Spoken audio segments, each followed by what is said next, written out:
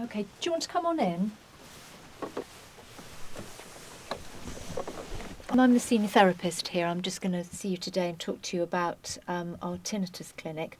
I was looking up your details and having a read of your journal and just seeing what we've been doing with you so far. So I was just having a look at it. Have we fitted you with hearing aids yet? I think we have, haven't we?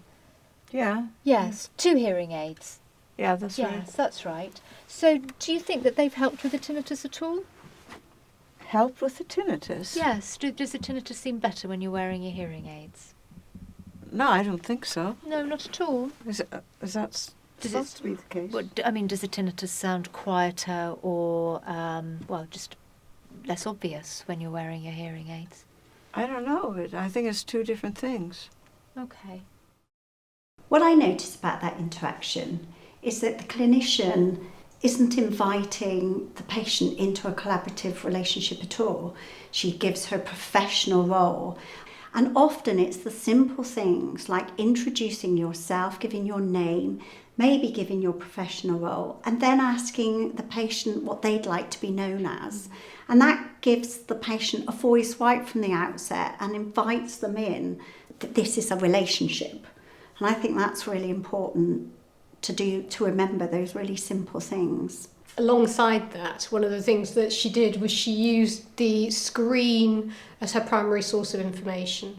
So she wasn't really even looking at the patient initially to gather information about how the patient was. She was using the authority of the kind of medical records and the previous history that she had to determine what she was going to talk about with the patient.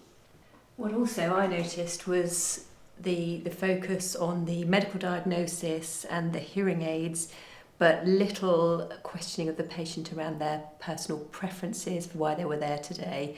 So the mismatch between the medical preference versus the patient's preference can end up with what's known as a silent misdiagnosis, the failure to diagnose the patient's preference. So did your tinnitus start suddenly or gradually? It was gradually. It was quite gradual. What time of day do you notice your tinnitus? Is it in the morning or in the evening? It's at night, really. Which ear have you got your tinnitus in? Is It's it the in right my or the left? ear. And what does your tinnitus sound like? It sounds like if you're in an aircraft, you hear the background noise of the aircraft the whole time in your ear. But sometimes there is a high-pitched tone that runs through it as well. Does it ever change in loudness? No, but sometimes it changes in its form. Very occasionally, it changes in its form. The clinician is asking a number of interview-style questions. She's not allowing the patient to tell their tinnitus story.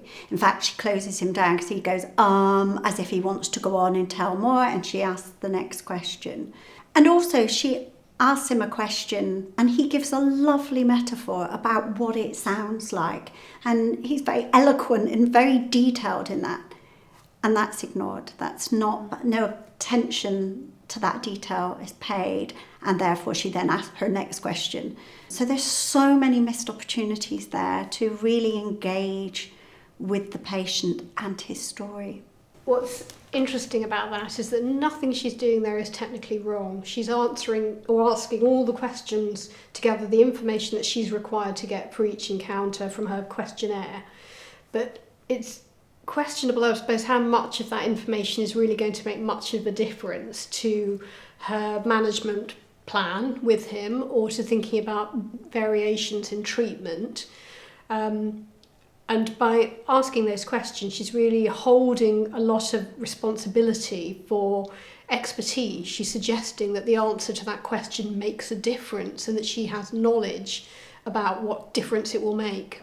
That's important to know whether the tinnitus is in the left or the right ear.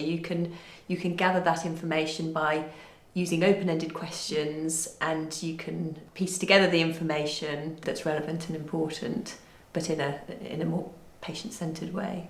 And the patient feels that he's had the time to tell the story, which is important. are you today? I'm well. Thanks. Good, brilliant. Have a seat. Make yourself comfortable. So my name's Katie. I'm one of the audiologists here. Do you mind if I check your full name with you first of all? George Stewart Cuthbert. Brilliant. But I like to be known as Stewart. Okay, excellent. Let's do it. All right, so we've got some time together today, and what I'd really like to do is to find out sort of how your tinnitus is affecting you, what you're doing at the moment, sort of manage your tinnitus. Yeah. And then we'll have a look at together maybe areas you may not have thought about, which may be helpful to you going forward. Right. So first of all, sort of tell me, how does your tinnitus affect you?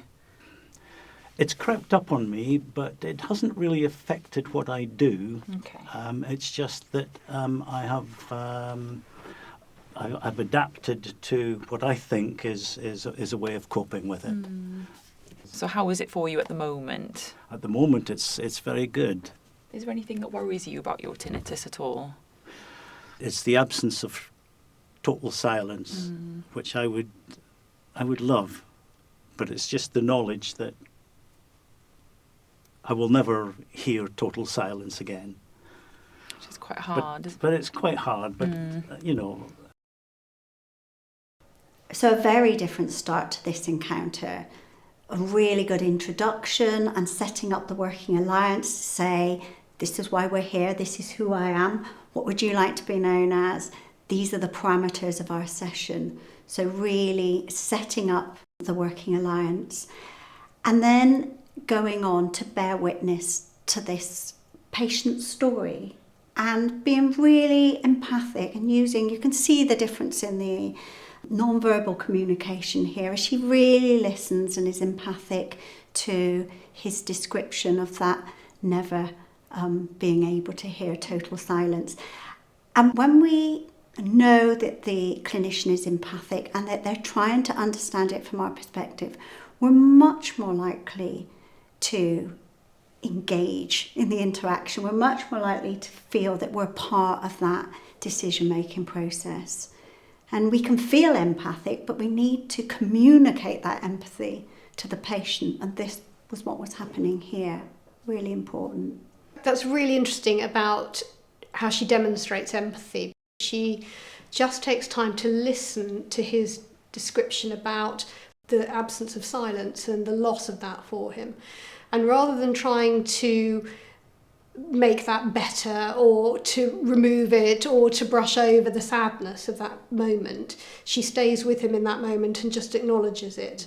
And I think there's something really helpful for people about being heard when they describe something really sad like that.